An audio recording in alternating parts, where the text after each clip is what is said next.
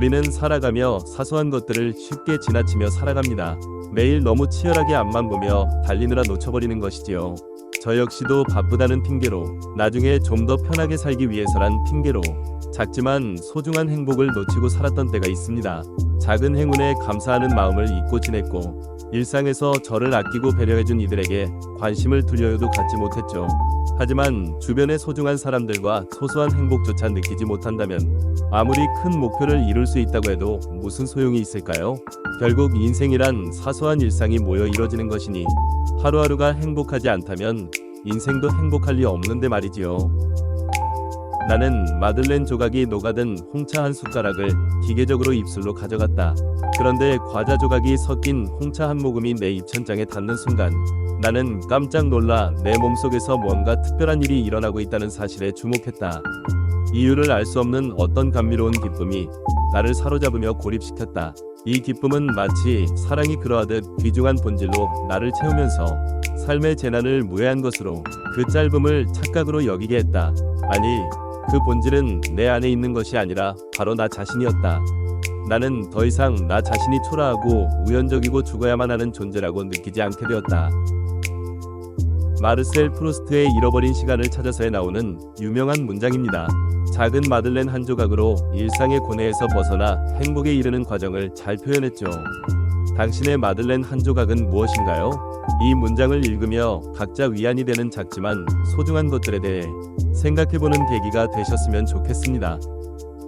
이처럼 사소한 것들이 가진 힘에 대해 우리는 조금은 알고 있습니다. 사소하지만 즐겁게 꾸준히 할 수 있는 무언가가 있다는 것. 이것이 바로 행복을 찾는 비밀 열쇠입니다. 행복을 너무 거창하게 생각할 필요 없습니다. 그저 맛있는 걸 먹고 여행을 가는 것도 좋고, 모임에 나가 다른 사람을 만나 이런저런 이야기를 나누는 것도 좋습니다.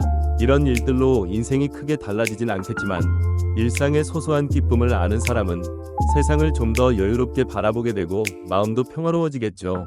하지만 그런 건 다른 누가 찾아줄 수 있는 게 아닙니다. 각자 스스로 찾거나 만들어야 하죠. 사회학 이론 중에 깨진 유리창 이론이 있습니다. 깨진 유리창을 길거리에 그대로 방치하는 것만으로 도시 전체의 범죄가 늘어날 수 있다는 거예요. 사소한 무질서가 큰 사회적 문제로 이어질 수 있다는 사실을 밝혀낸 이론입니다. 이 이론은 개인의 관계에도 적용할 수 있는데요. 예컨대 연인이나 친구가 크게 다툴 때에는 단지 한두 개의 사건만 문제가 되는 게 아닙니다. 오랫동안 작은 오해와 감정이 쌓이고 또 쌓였다가 문제가 터지죠. 이때 대체 왜 사소한 일로 화를 내냐고 말하는 것은 어리석은 행동입니다. 사소하지 않은 그 상황은 바로 오랜 시간에 걸쳐 사소함이 켜켜이 쌓였을 때 일어나니까요. 각각의 파트너는 자신보다 상대에게 더 관심을 가져야 한다. 그것이 사랑과 결혼의 성공을 위한 유일한 기초다. 서로가 자신보다 상대에게 더 관심을 갖는다면 두 사람은 대등한 관계가 틀림없다. 기시미 이치로 당신의 사랑은 지금 행복한가요? 중에서 사랑의 기초는 상대에게 관심을 가지는 것부터 시작입니다. 상대에게 관심을 갖는다는 건 그 사람의 일상 속 사소한 일들을 알고 싶다는 뜻이죠. 점심은 먹었는지, 지금 기분은 어떤지, 오늘 하루 별일은 없었는지 계속 궁금한 겁니다. 우리 인생의 대부분을 차지하는 건 사소하고 평범한 일상입니다. 이런 일상을 소중히 여기는 사람, 작은 일에도 감사할 줄 아는 사람이 되겠다고 다짐해봅니다. 사랑하는 사람의 작은 행동에 관심을 기울이고 배려하는 마음을 가져야겠다는 생각도 하면서요. 사소한 일들이 쌓여서 인생이 되는 것이기에 서로에게 작은 기쁨을 건넬 수 있는 그런 사람이 되기를. 행복이란 건 거창한 게 아니니까요. 삶은 매일의 사소한 일들로도 충분히 행복해질 수 있으니까요.